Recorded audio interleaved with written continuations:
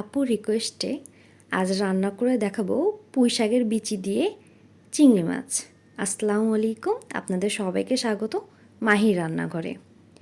পুঁই শাক দিয়ে চিংড়ি মাছটা খেতে অনেক বেশি মজা লাগে, আজকে আপনাদের সেটাই দেখাচ্ছি। প্রথমে একটা প্যান নিব, প্যানে তেল দিয়ে নিব। প্যানটা গরম হয়ে আসলে আমরা তাতে পেঁয়াজ কাঁচামরিচ লাল লাল করে ভেজে নেব।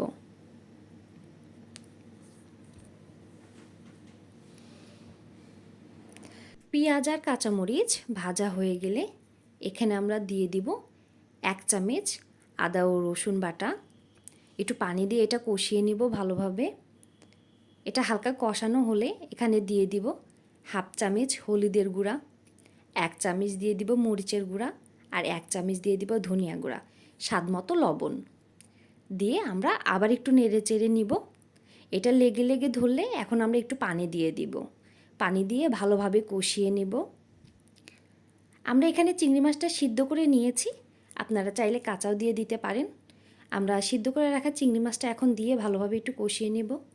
আমাদের চিংড়ি কষানো হয়ে গেলে এর ভেতরে আমরা পুঁই শাকের বিচিটা দিয়ে দিব। পুঁই শাকের বিচি দিয়ে আবার একটু ভালোভাবে কষিয়ে নিব।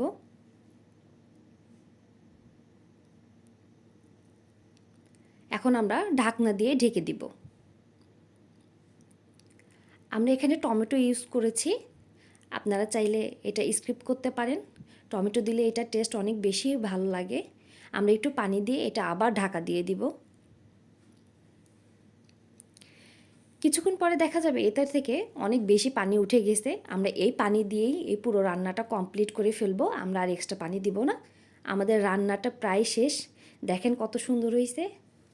আপনারা সবাই বাসায় ট্রাই করে দেখবেন, অবশ্যই আপনাদের কাছে ভালো লাগবে। সবাইকে আবারও ধন্যবাদ।